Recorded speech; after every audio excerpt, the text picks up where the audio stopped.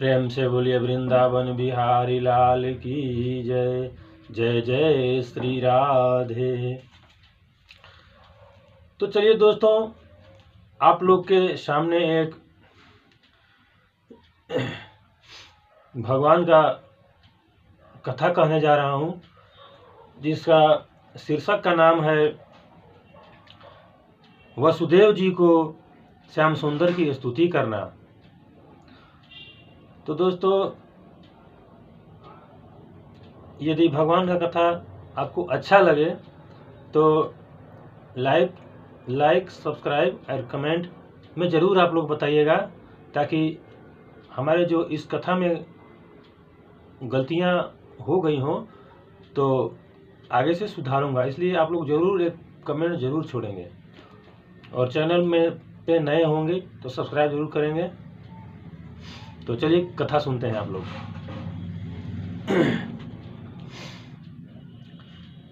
सुखदेव जी ने कहा, हे परीक्षित, जिस तरह श्याम और बलराम अपने मरे हुए भाइयों को लिवा लाए थे, वह कथा कहते हैं, सुनो।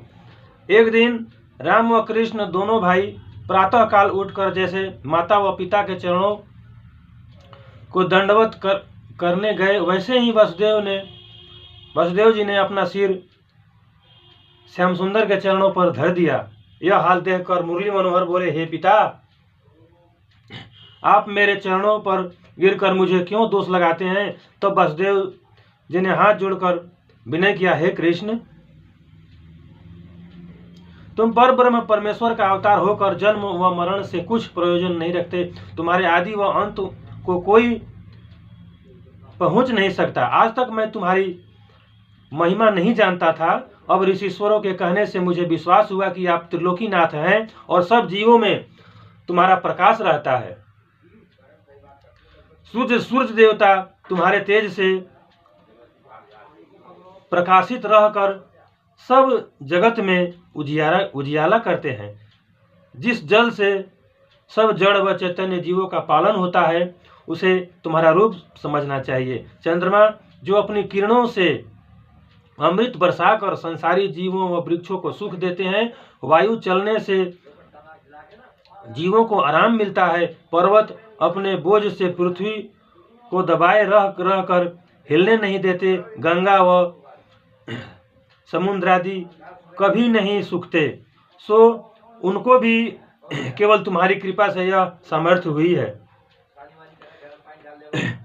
जितने जड़ व चैतन्य जीव संसार में दिखलाई देते हैं, उन सब को तुम्हारी आज्ञा व इच्छा से ब्रह्मा ने उत्पन्न किया है। विष्णु भगवान पालन करके महादेव जी उनका नाश करते हैं, और आदि पुरुष भगवान का अवतार ब्रह्मा विष्णु महेश से भी श्रेष्ठ हैं। आपकी माया ऐसी बलवान है जिसने सब जगत को मोह लिया, इसलिए तुम्हारा कोई पहचान नहीं रखता। बिना तुम्हारी शरण आए मनुष्य को संसारी माया जाल से छूटना कठिन है। जिस तरह बाजा बजाने वाला मनमाना राग व रागनी उसमें से निकालता है, उसी तरह आप संसारी जीवों को बुद्धि अपने अधीन रहकर जैसा चाहते हैं वैसा कर्म उनसे कराते हैं। तुम्हारे एक एक रोम में हजारों ब्रह्मांड बंधे हैं, तुम्हारे भेद का कोई नहीं जान सकता। आज तक मैं अपने अज्ञान से तुमको पुत्र समझता था। अब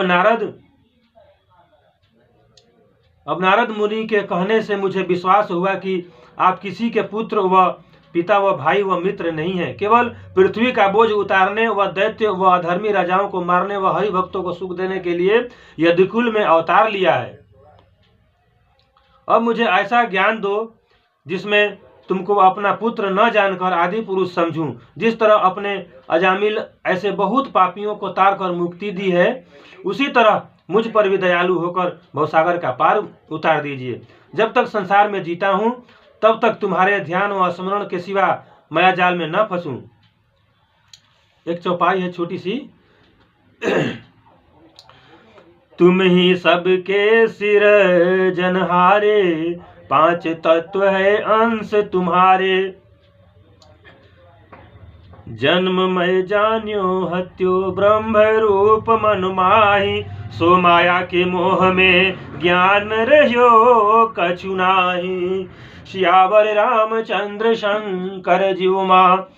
जब श्याम सुंदर ने अपनी यह स्तुति सुनी तब हंसकर बोले, हे पिता, तुमको मैं बात जाननी उचित थी, वह तुमने समझकर कहीं अब अपने कहने पर स्थिर रहकर मेरा प्रकाश व जीवों में ऐसा में एक सा समझा करो तो मेरी माया तुम पर नहीं व्यापेगी। यह बात सुनकर सुखदेव जी को ऐसा ज्ञान हुआ कि उसी दिन से श्याम और बलराम को पुत्र भाव छोड़कर ईश्वर रूप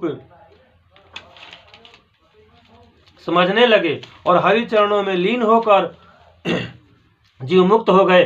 फिर एक दिन मुरली मनोहर ने देवकी से कहा, हे माता, तुम्हारा ऋण मेरे ऊपर बहुत है, इसलिए जो कुछ मांगो सो दें। यह वचन सुनते ही देवकी ने रो कर कहा, हे बेटा, तुम पर ब्रह्म परमेश्वर का अवतार हो। जिस तरह तुमने अपने गुरु का मरा हुआ बेटा ला दिया था, उसी तरह मेरे 6 बालक जो कंस अधर्मी ने मार डाले ला दो तो मेरा सोच छूट जावे। एक दोहा है छोटा सा। तेहि कारण जान्यो तुम्हें अपने मन विश्वास, करता हो सब सृष्टि के माखन प्रभु सुख राश। जो इच्छा तुम्हारे मन माही, प्रभु पूर्ण कीरी है क्षण माही। सियावर रामचंद्र शंकर जीव माँ। ऐसा कहकर श्याम सुंदर व बलराम सूतल लोक में गए।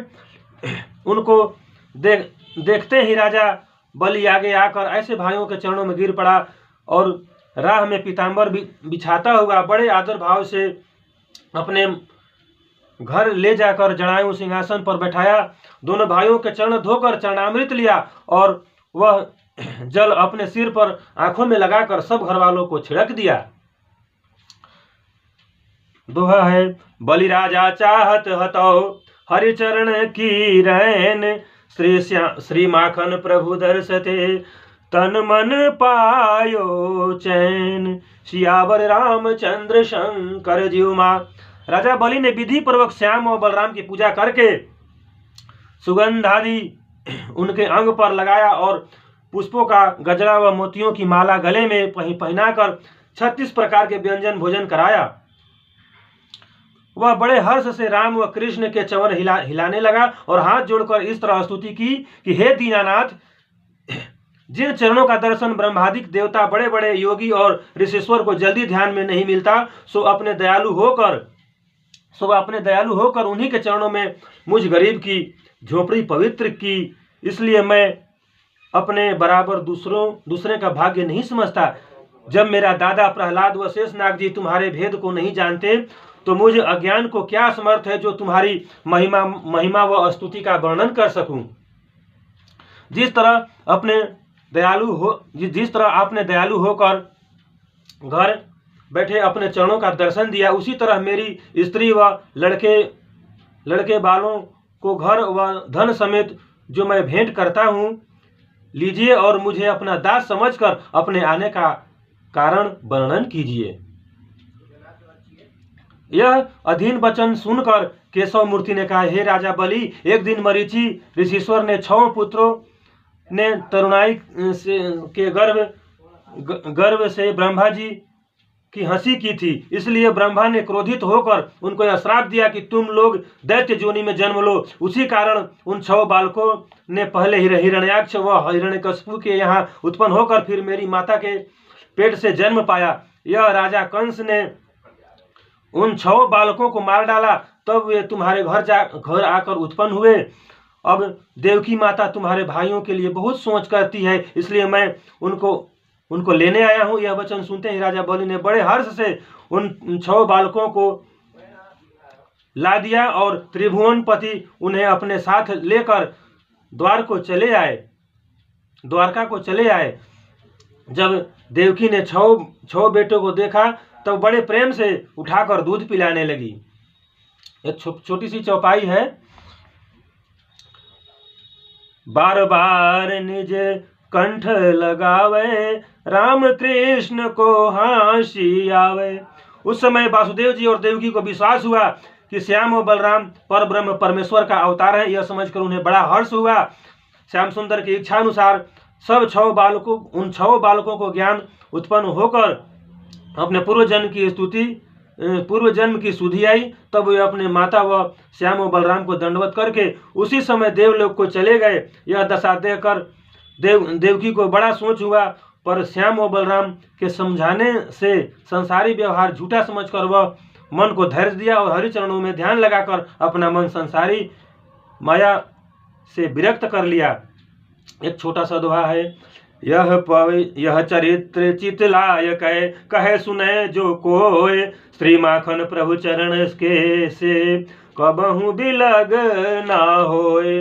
प्रेम से बोलिए वृंदावन बिहारी लाल की जय। यह जो कथा था सुखसागर 85वां अध्याय था। प्रेम से बोलिए वृंदावन बिहारी लाल की जय। अगर वीडियो आपको अच्छा लगे तो आप लोग जरूर लाइक सब्सक्राइब और कमेंट जरूर करें कि जो गलतियां हुई हैं उसको क्षमा कीजिए आप लोग। जय हिंद, वंदे मातरम। नेक्स्ट वीडियो में मिलते हैं अगले दिन।